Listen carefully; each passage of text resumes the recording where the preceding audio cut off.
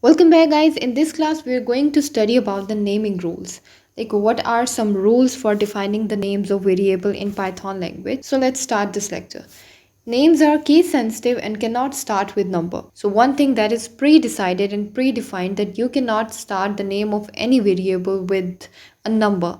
Like you cannot write a number like this is Bob, B-O-B. But if you type here 1, B-O-B Bob, 1 Bob, then it would be a bad naming convention and the interpreter will immediately give you an error.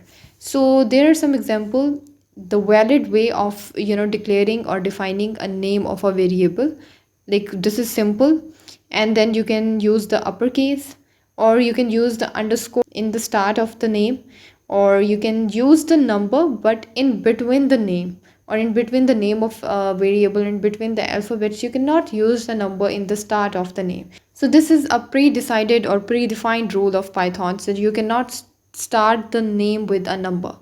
So this is another example of defining a name, and this is another. So you can all use uppercase or lowercase, but you have to make sure that all the names of the variables should not be similar to the reserved words, as it name implies that reserved words are the words that are reserved by the script writer or the developer of any language.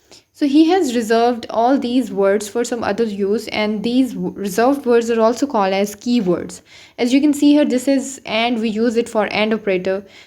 Break is used in the conditional statement. Class is used to define the class. So all these are the built-in functions, or some are built-in methods, and some are built-in keywords. So we cannot use all these names as a variable names.